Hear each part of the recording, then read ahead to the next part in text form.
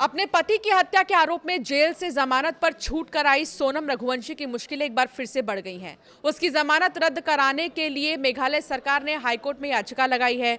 तो सवाल यह है कि क्या सोनम रघुवंशी एक बार फिर से जेल जाने वाली है? विस्तार से आपको बताएंगे इस वीडियो में, ध्यान से देखिएगा। नमस्कार, मैं हूं आपके साथ अंशिका पाठक। हाईकोर्ट ने सोनम को नोटिस भेजा है। याचिका में सरकार ने कहा है कि अभी केस का ट्रायल जारी है, गवाहों के बयान होने हैं। सोनम अगर जमानत पर रहती है तो गवाह प्रभावित हो सकते हैं। सरकार ने इस आधार पर निचली अदालत का बेल ऑर्डर निरस्त करने की मांग की है। याचिका में यह भी कहा गया है कि इस जघन्य हत्याकांड में आरोपी को जमानत देने से पहले सेशन कोर्ट ने केस की गंभीरता और जमानत दिए जाने से केस पर होने वाले असर पर विचार नहीं किया। इस याचिका पर सुनवाई के बाद मेघालय हाईकोर्ट ने सोनम से जवाब मांगा है। अब अगली सुनवाई में सोनम के वकील को इस मामले में जवाब देना होगा। उधर सोनम की जमानत के बाद जेल में बंद राजा रघुवंशी हत्याकांड के 4 आरोपियों ने भी जमानत याचिका लगाई। सोनम के प्रेमी राज कुशवाहा की जमानत याचिका पर सुनवाई के बाद कोर्ट ने फैसला सुरक्षित रख लिया है। सोनम को जमानत तो मिल गई है, लेकिन वो अपने घर इंदौर नहीं आ सकती है। कोर्ट ने उसे सशर्त जमानत दी है। उसे इस सप्ताह थाने में पेश होना होगा। सोनम अपने पिता के साथ शिलोंग के एक होटल में रुकी हुई है। उधर सोनम की जमानत का राजा रघुवंशी के परिवार ने भी विरोध किया। वो भी इस मामले में कोर्ट की शरण लेने की तैयारी कर रहे हैं। इंदौर के ट्रांसपोर्ट कारोबारी राजा रघुवंशी के हनीमून पर ले जाकर उनकी पत्नी सोनम ने अन्य लोगों के साथ मिलकर हत्या कर दी थी। इस मामले में शिलोंग पुलिस ने सोनम सहित 5 आरोपियों को गिरफ्तार किया। इसके बाद 3 और लोगों को सबूत मिटाने के आरोप में पकड़ा गया था। सभी को जेल भेज दिया गया था, जहां से पहले 3 आरोपियों को जमानत मिल गई। सोमवार को सोनम को भी कोर्ट से जमानत मिल गई।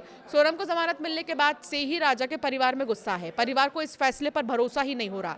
जमानत के बाद परिवार ने सोनम के भाई और माता पिता पर गंभीर आरोप लगाए हैं। राजा की मां उमा रघुवंशी ने कहा कि अगर सोनम इंदौर आई तो उससे पूछेंगे कि आखिर उसने राजा को क्यों मारा, उसका क्या कसूर था। वकील से बात कर शुरू की प्रक्रिया। विपिन ने बताया कि जमानत खारिज कराने के लिए उन्होंने शिलोंग में वकील से संपर्क किया है। खुद शिलोंग नहीं जाएंगे, लेकिन सभी कागजी प्रक्रिया पूरी करेंगे ताकि हाईकोर्ट में अपील की जा सके। वकील ने उनसे जुड़े दस्तावेज भेज दिए हैं। विपिन ने बताया कि कागज मिल चुके हैं और वो साइन कर जल्द ही वापस भेजेंगे, जिससे अपील दाखिल की जा सके। उन्होंने कहा है कि इस प्रक्रिया में करीब 1 हफ्ते का समय लग सकता है। राजा रघुवंशी की सोनम से शादी इसी बीते साल हुई थी, 2025 में 11 मई को। सोनम रघुवंशी और राजा 21 मई को हनीमून पर जाते हैं। मेघालय के शिलोंग गए थे और 23 मई को हनीमून के दौरान लापता हो गए थे। अब इस वाकया को 1 साल होने वाला है। 10 दिन के बाद पुलिस ने 30 फीट गहरी खाई से उनका क्षत-विक्षत शव बरामद किया, जिस पर धारदार हथियार से किए गए घाव दिखाई दिए। सोनम तब लापता थी। इसके बाद यूपी से उसने सरेंडर किया। उससे पूछताछ के बाद आकाश, आनंद और विशाल को पकड़ा गया। सोनम के राज कुशवाहा से प्रेम संबंध थे, हालांकि उसके परिवार ने इस बात से इनकार कर दिया था।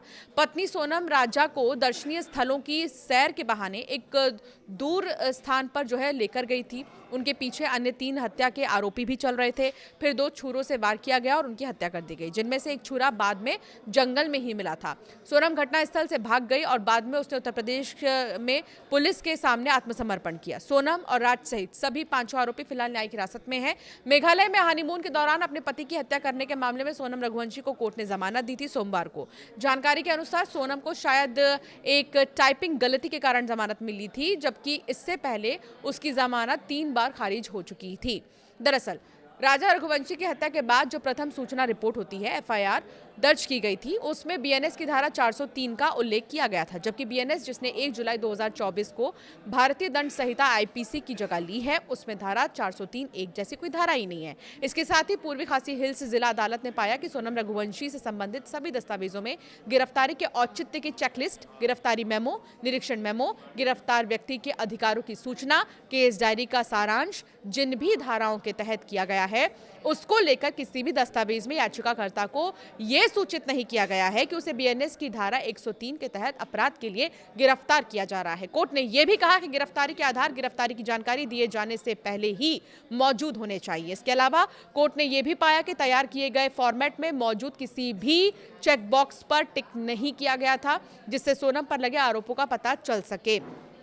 हालांकि अब मेघालय सरकार ने हाईकोर्ट का दरवाजा खटखटाया है और सोनम की मुश्किलें बढ़ सकती हैं। सोनम एक बार फिर से जेल जा सकती है और अगर इस याचिका पर सुनवाई को लेकर कोर्ट ये कहता है कि सोनम को जेल जाना पड़ेगा तो कुख्यात हनीमून मर्डर केस में सोनम रघुवंशी को 4 शर्तों के साथ फिलहाल जमानत दी गई है।